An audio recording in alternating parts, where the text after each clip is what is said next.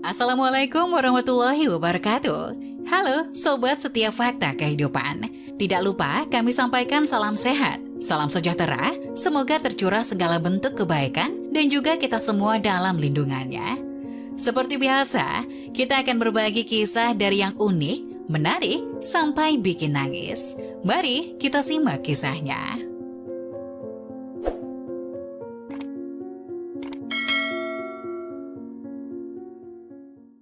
Azab selingkuh dengan teman suami, wanita ini mendapat balasan pahit.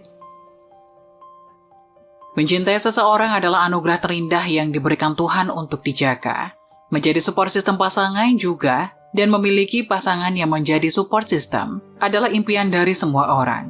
Seperti halnya Fikri dan Asri yang terkenal dengan kemesraan dan saling support apapun kegiatan pasangan. Fikri dan Asri merupakan dua orang konten kreator yang memiliki ratusan ribu pengikut. Mereka kerap membagikan konten mengenai kegiatan berdua, menunjukkan keromantisan dan keharmonisan yang mencerminkan kalau mereka adalah couple goals yang menjadi kiblat anak-anak muda sekarang dalam hidup berpasangan. Sebelum menikah, Fikri dan Asri adalah sepasang sahabat yang menjadi cinta. Hingga ketika memasuki biduk rumah tangga, mereka masih asik dan santai saja layaknya seorang teman. Mereka masih suka bercanda dan mengerjai satu sama lain yang pastinya dijadikan konten untuk diposting di sosial medianya. Suatu ketika, seperti pasangan-pasangan hype lainnya, meski sudah menikah, Fikri dan Asri mengagendakan untuk nongkrong bersama-sama. Mereka memang belum punya anak, sehingga mereka masih bebas layaknya orang pacaran. Malam ini adalah giliran Fikri mengajak Asri nongkrong dengan teman-teman motornya. Asri bergaya kasual senada dengan Fikri yang menampakkan keserasian. Keduanya berboncengan dengan satu motor yang sudah dimodifikasi apik hingga menambah nilai jual tinggi. Sesampainya di lokasi yang dijanjikan seperti biasa, Asri akan ikut membaur dengan teman-teman Fikri. Asri yang humble memang tidak memiliki kesulitan apapun dalam komunikasinya dengan teman-teman Fikri. Tidak ada rasa canggung sama sekali. Hingga ketika Fikri pamit izin untuk pergi ke toilet, ada salah satu teman Fikri bernama Aji yang menjadi ketua geng dari kelompok itu mendekati Asri. Sosok Aji ini adalah laki-laki yang tampan, rupawan, dan gagah. Dirinya mengendarai motor Harley Davidson yang menjadi incaran para pria dan menjadi pujaan para wanita. Ditambah, Aji adalah sosok ketua geng yang punya wibawa lebih tinggi dan karismatik, memiliki karisma lebih dari yang lain. Awalnya Aji yang duduk jauh dari Asri kemudian mendekat duduk di samping Asri. Dengan ramah, Aji mengajak Asri kenalan karena memang mereka belum pernah bertemu sebelumnya. Mereka hanya pernah bertemu saat video call ataupun acara-acara lainnya dalam acara online saja. Karena didekati oleh Aji duluan, Asri pun merasa kegeeran, dirinya merasa lebih cantik dari wanita-wanita lain karena memang Aji adalah sosok paling tampan saat itu. Aji mulai melempar candaan kepada Asri dan Asri juga mulai melempar balasan candaan juga. Hingga akhirnya mereka berdua saling follow akun Instagram yang membuat Asri menjadi kesenangan bukan main. Ternyata follower dari Aji jumlahnya lebih besar darinya. Bahkan Aji sudah memiliki centang biru di Instagramnya. Selepas dari toilet, Fikri pun mengajak Asri untuk pulang karena sudah kemalaman. Ia tidak enak jika istrinya nanti akan masuk angin karena membonceng motor dengan udara terbuka. Fikri pun pamit dengan teman-temannya kemudian menggandeng Asri pergi dari rombongan itu. Tapi anehnya, Aji yang saat itu berada di samping Asri tiba-tiba memegang tangan Asri dan juga seolah enggan untuk melepaskannya. Asri yang merasa ada sesuatu yang memegang tangannya pun kemudian menoleh. Ia mendapatkan kedipan mesra dari Adi yang membuat Asri menjadi lebih kegirangan lagi. Asri senang bukan main karena ternyata ada sosok yang lebih gagah dan ganteng dari suaminya itu seperti menyukai dirinya. Mulai dari situ, hubungan keduanya mulai bersemi. Mereka terlihat kerap kali berbalas komentar di akun Instagram masing-masing. Bahkan Aji mulai berani untuk mend-DM Instagram Asri diam-diam. Tidak ada hal yang mencurigakan dari Aji dan Asri. Hubungan mereka nampak alami seperti layaknya teman. Bahkan Aji juga masih sering nongkrong dengan Fikri meski Asri tidak ikut saat itu. Hingga suatu ketika, karena penasaran dan mulai jealous dengan Aji, Asri pun bertanya pelan lewat DM sosmednya. "Mas, kamu kan udah centang biru, apa iya nggak ada cewek yang deketin kamu?" Tanya Asri. "Banyak sih, tapi nggak ada yang menarik perhatian kayak kamu." "Ah, kamu jangan gitu dong, aku jadi GR banget nih. Beneran sumpah, sejak pertama kali aku ngeliat kamu, mataku nggak bisa bohong. Sayang banget kamu udah punya suami, kalau belum udah aku sikat duluan pasti." "Hahaha, iya aku udah punya suami. Tapi boleh dong, goda Aji." "Boleh apa mas?" "Ya apa kek?" Balasan Aji membuat Asri senyum-senyum sendiri, membuat Fikri yang berada tak jauh darinya mempertanyakan hal apa yang membuat istrinya itu senyum-senyum. "Kenapa kamu senyum-senyum gitu?" Enggak mas, ini lihat reels, lucu-lucu banget." Elas Asri. Asri pun lanjut membalas chat Aji tanpa sepengetahuan suaminya, dan pada saat itu pula Aji mengajak Asri untuk liburan bareng ke luar negeri. Awalnya Asri bingung ingin menolak, tapi ia juga belum pernah sekalipun ke luar negeri bersama Fikri. Mereka hanya berencana untuk umroh, sedangkan Asri sangat ingin menikmati liburan ke Eropa seperti teman-teman yang lain. Ia pun berpikir sejenak bagaimana cara untuk mendapatkan izin dari Fikri agar dirinya bisa liburan seorang diri. Di saat Asri sedang berpikir keras, tiba-tiba Aji mengirimkan foto 2 lembar tiket pesawat menuju Eropa. "Asri," ucap Aji dengan senyuman hangat, "aku ingin memberikan hadiah istimewa untuk kamu. Kita akan pergi berlibur ke luar negeri sama-sama." Asri kaget dan terharu. Dia melihat tiket pesawat dan mata mereka bersinar dengan kebahagiaan. "Aji, ini luar biasa. Aku nggak percaya kita akan pergi ke luar negeri bersama." Setelah mengakhiri percakapan dengan Aji, Asri pun segera menghapus segala DM-nya kemudian melempar HP-nya di kasur. Membuat Fikri langsung memandanginya bingung. Baru saja Asri ketawa sendiri, tapi sekarang istrinya sudah bosan saja sambil melempar HP. Fikri pun menggelengkan kepalanya dan segera menyelesaikan pekerjaannya, lalu berbaring di ranjang bersama Asri. Asri yang mendapati suaminya mendekati dirinya pun bertindak agresif untuk menggoda suaminya. Dirinya baru saja mendapatkan ide agar diizinkan liburan ke luar negeri seorang diri. Hingga malam itu Asri mempersembahkan malam romantis untuk suami tercintanya. Fikri yang mendapati Asri sangat bersemangat pun ikut senang karena ia merasa pernikahan mereka akan baik-baik saja ke depannya. Tidak akan ada yang mengganggu kehidupan mereka. Bisnis yang lancar, pekerjaan yang fleksibel, istri yang cantik. Fikri merasa sudah mendapatkan segalanya yang membuat Fikri tak henti-hentinya bersyukur telah diberi kehidupan yang indah. Fikri pun merencanakan untuk mengajak Asri umroh. Memang, ia tahu kalau istrinya belum menggunakan hijab, tapi ia berharap pada saat umroh nanti menjadi awal yang baik bagi kehidupan rumah tangga mereka.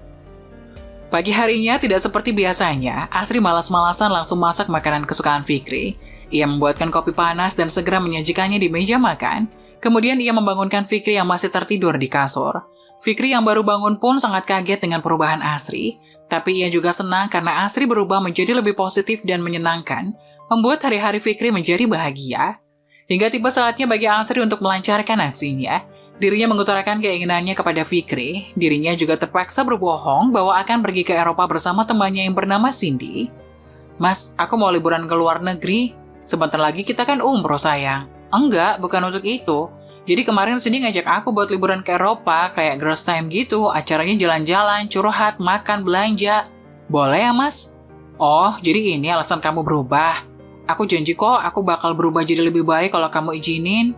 "Ya udah, tapi nanti aku yang antar sampai bandara ya. Aku juga mau ngomong sama Cindy-nya." "Hah?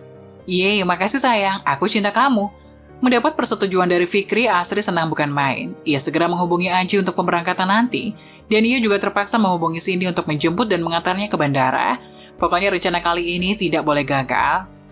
Seminggu kemudian, hari keberangkatan Asri pun tiba.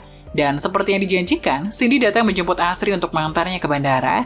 Membuat Fikri tidak perlu lagi mengantar Asri karena sudah bertemu dengan Cindy. Cindy sendiri adalah teman dekat Asri, dirinya terpaksa mengikuti skenario Asri karena ia tahu bahwa sahabatnya itu belum pernah keluar negeri. Ia mengira bahwa Asri akan keluar negeri sendiri, menghabiskan waktu dan belanja di sana seperti istri-istri sosialita yang lainnya. Cindy sendiri bahkan sering melakukan hal itu dikala dirinya sedang suntuk atau bosan bekerja di rumah.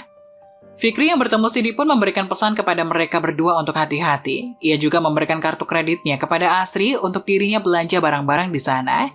Hingga Cindy dan Asri pun pergi pamit menuju bandara.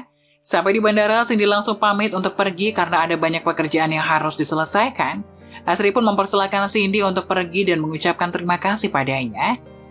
Tak lama kemudian, datang lelaki berwajah tampan dengan kacamata hitam yang bertengger di hidungnya, membuat Asri terpesona. Siapa lagi kalau bukan Aji? Ia pun segera berlari kecil dan memeluk Aji tanpa ragu.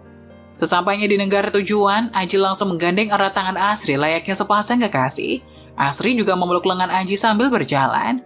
Mereka pun melanjutkan perjalanan menuju hotel yang akan mereka tinggali, di mana Aji ternyata hanya memesan satu kamar hotel dengan satu ranjang saja, yang artinya Aji dan Asri akan tidur satu ranjang selama masa liburan mereka. Membayangkan hal yang akan terjadi selanjutnya membuat Asri dan Aji saling melempar senyum yang tidak bisa diartikan. Aji juga memberikan sebuah hadiah ukuran besar kepada Asri yang membuat mata Asri berkaca-kaca. Ia tidak pernah membayangkan akan diperlakukan hal seromantis ini kepada orang dengan followers banyak dan centang biru itu. Ketika ia membuka kotak itu, terdapat sebuah dress hitam seksi tanpa lengan dan juga heels setinggi 10 cm yang sangat pas untuk dipakai Asri. Aji bilang bahwa malam nanti mereka berdua akan dinner romantis bersama di sebuah restoran dan ia meminta Asri untuk mengenakan dress itu. Malamnya mereka dinner romantis di sebuah restoran mewah. Asri tak menyangka bahwa Aji telah mereservasi meja di restoran terkenal di Barcelona yang memiliki pemandangan indah ke laut dan dekorasi yang menakjubkan. Saat mereka tiba di restoran itu, mereka disambut dengan senyum hangat dari staf yang ramah. Mereka diarahkan ke meja mereka yang berada di sudut teras dengan pemandangan matahari terbenam yang memukau. Meja mereka dihiasi dengan bunga-bunga segar dan lilin-lilin kecil yang memberikan sentuhan romantis. Saat mereka menikmati hidangan mewah mereka, suasana malam menjadi semakin intim. Lampu-lampu jalan di sepanjang pantai mulai menyala, menciptakan latar belakang yang menakjubkan. Aji yang telah merencanakan momen ini merasakan ketegangan di dalam hatinya. Setelah hidangan utama selesai, Aji memegang tangan Asri lembut-lembut di atas meja dan berkata, "Asri, sepanjang perjalanan ini aku telah merenungkan tentang betapa beruntungnya aku memilikimu dalam hidupku. Kamu adalah sosok yang penuh cahaya dan kebersamaan kita adalah salah satu hal terindah yang pernah aku alami." Asri tersenyum lembut, merasa hangat dengan kata-katanya. Dia tahu bahwa Aji sedang menuju pada sesuatu yang istimewa. "Aji, aku juga merasa sama, kamu adalah orang yang sangat romantis yang membuatku bahagia. Tapi kamu tahu kan kalau aku sudah punya suami, bagaimana dengan Mas Fikri? Aku tidak mungkin menceraikan dia. Soal itu aku tahu Asri, aku juga telah memikirkannya dengan matang. Cukup kamu terima saja cintaku ini lalu kita melanjutkan hubungan tanpa sepengetahuan Fikri, sahabatku, sekaligus suamimu itu. Kalau kamu bilang begitu, aku tidak bisa menolaknya." Mereka pun melanjutkan kegiatan di kamar hotel. Paginya mereka mengunjungi sebuah kota yang indah di Eropa dengan pemandangan alam yang menakjubkan, kulinernya yang lezat, dan budayanya yang kaya. Liburan itu menjadi pengalaman yang tak terlupakan bagi keduanya. Mereka menjelajahi kota itu bersama, mencicipi makanan lokal yang lezat, dan menikmati momen-momen romantis seperti jalan-jalan di tepi sungai yang indah atau menonton matahari terbenam bersama-sama. Selama seluruh perjalanan mereka, Asri dan Aji merasakan kehangatan cinta mereka semakin dalam. Mereka merayakan cinta mereka dalam suasana yang penuh dengan pesona dan keindahan Eropa. Setiap momen bersama menjadi kenangan yang tak terlupakan, dan mereka tahu bahwa perjalanan ini telah mengukuhkan ikatan cinta mereka yang kuat sebagai pasangan yang saling mencintai. Selama perjalanan itu pula, Asri dibuat lupakan Fikri.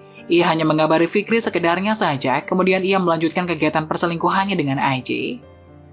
Di sisi lain, Fikri awalnya tidak menaruh curiga apapun terhadap Asri, karena ia kerap melihat story sosmednya yang sangat menikmati liburannya. Tapi kemudian ia merasa aneh ketika Asri yang selalu menampilkan foto sendirian tanpa adanya Cindy.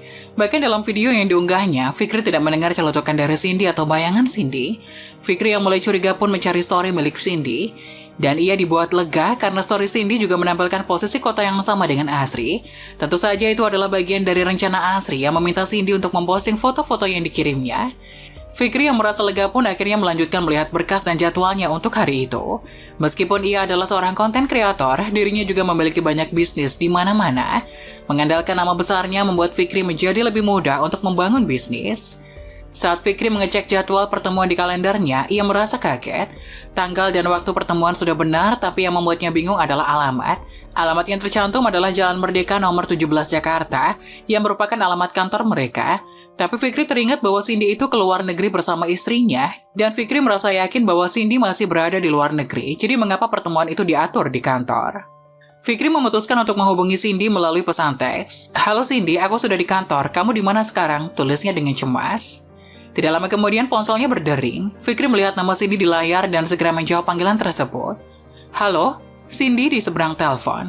"Cindy, aku pikir kamu masih di luar negeri. Kenapa pertemuannya kita atur di kantor?" tanya Fikri bingung. Cindy yang lupakan hal itu mengutuk dirinya sendiri karena melupakan jadwal rapatnya dengan Fikri yang akan menjadi investor di perusahaan kecilnya. Cindy kebingungan harus menjawab apa. Di sisi lain, dia tidak ingin sahabatnya kecewa, tapi di sisi lain, Cindy tidak ingin mendapatkan kerugian finansial karena sudah berbohong kepada Fikri.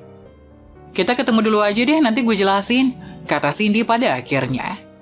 Akhirnya Fikri pun berangkat ke tempat yang dijanjikan. Mereka berdua membicarakan strategi pemasaran yang akan mereka implementasikan untuk produk baru perusahaan mereka. Meskipun mereka memiliki banyak pekerjaan yang harus dilakukan, Fikri merasa lebih termotivasi dan bersemangat setelah bicara dengan Cindy. Kejutan yang Cindy berikan dengan datang langsung ke kantor telah menghilangkan kecemasannya dan membuatnya semakin yakin bahwa mereka akan mencapai kesuksesan bersama. Fikri merupakan orang yang sangat ulet dan profesional. Ia mengesampingkan beberapa pertanyaannya kepada Cindy lalu fokus membahas bisnis mereka berdua. Pertemuan mereka berlangsung dengan baik dan mereka berdua merencanakan langkah-langkah selanjutnya untuk mengembangkan bisnis mereka. Setelah pertemuan selesai, Fikri dan Cindy merasa puas dengan hasilnya. Mereka tahu bahwa kerjasama mereka akan menjadi kunci kesuksesan. Barulah Fikri membordir Cindy dengan berbagai pertanyaan. Kemana istrinya, pergi dengan siapa, dan bagaimana dirinya bisa ada di sini. Tak lupa Fikri juga memberi gertakan kecil agar Cindy merasa terintimidasi dan Fikri pun berhasil. Akhirnya Cindy mengakui bahwa dia tidak pernah ikut serta dalam perjalanan liburannya dengan Asri. Asri hanya memintanya untuk menjemput dan mengantarnya ke bandara dan sisanya Cindy tidak tahu apa-apa. Mendengar jawaban dari Cindy, Fikri pun langsung menelpon istrinya, tapi tidak ada balasan apapun darinya. Ia masih tak percaya dengan apa yang dikatakan Cindy. Setelah Asri dan Aji kembali dari liburan luar negeri mereka, suasana di rumah tangga mereka menjadi semakin tegang. Fikri, suami Asri, mulai merasakan bahwa ada sesuatu yang tidak beres. Ia merasa gelisah dan curiga karena Asri dan Aji tampak terlalu akrab selama liburan tersebut. Hari pertama setelah kembali, Fikri mencoba mengobrol dengan Asri tentang liburan mereka, namun Asri terlihat canggung dan menjawab dengan singkat. Fikri merasa ada yang disembunyikan oleh Asri. Malam itu ketika mereka berdua duduk di ruang tamu, Fikri akhirnya tak bisa menahan diri lagi. Asri, ada sesuatu yang ingin aku tanyakan. Selama kamu liburan, aku rapat dengan Cindy. Sebenarnya kamu pergi dengan siapa? Asri terdiam sejenak, tidak tahu apa yang harus dia katakan. Dia merasa terjebak dan tahu bahwa dia harus berbicara jujur kepada suaminya. Dengan berat hati, dia mulai menceritakan semua yang terjadi selama liburan itu, termasuk pertemuan-pertemuan rahasianya dan perasaan yang tumbuh di antara mereka. Fikri yang mendengarnya pun penuh dengan kemarahan dan kekecewaan. Dia berteriak, "Kamu selingkuh? Kamu berani melanggar kepercayaan kita seperti ini?" Asri menangis dan berusaha menjelaskan bahwa dia tidak pernah bermaksud untuk selingkuh. Tetapi perasaannya pada Aji tumbuh di luar kendalinya. Dia merasa sangat menyesal dan bersedia melakukan apa saja untuk memperbaiki hubungan mereka. Tapi Fikri masih marah dan tidak bisa menghilangkan rasa sakitnya dengan mudah. Pertengkaran mereka berlanjut dengan Fikri mengeluarkan semua perasaannya yang tertahan selama ini.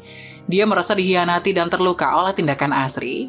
Hari-hari berikutnya, suasana di rumah tangga mereka sangat tegang. Fikri sulit untuk memaafkan istrinya meski dia mencoba untuk melihat kebaikan yang dilakukan oleh istrinya. Sementara itu, Asri merasa sangat menyesal atas kesalahannya dan berusaha keras untuk memenangkan kembali kepercayaan Fikri. Hati Fikri sudah sangat terluka, dirinya pun mengusir dan menceraikan Asri. Mendapati hal itu, Asri menangis, ia memohon untuk tidak diceraikan dan ditinggalkan. Tapi keputusan Fikri sudah sangat bulat, ia tidak bisa memaafkan perselingkuhan dalam rumah tangganya. Hingga beberapa minggu setelah perceraian Fikri dan Asri, sebuah berita di media sosial pun dihebohkan dengan kabar tersebut. Tak sedikit orang yang mendukung aksi Fikri yang tegas dengan kehidupan rumah tangganya. Para netizen juga ramai-ramai menghujat media sosial Asri dan Aji, hingga akun mereka hilang. Satu-satunya pendapatan Asri hilang, hanya karena serakah akan cinta, Asri kehilangan segalanya.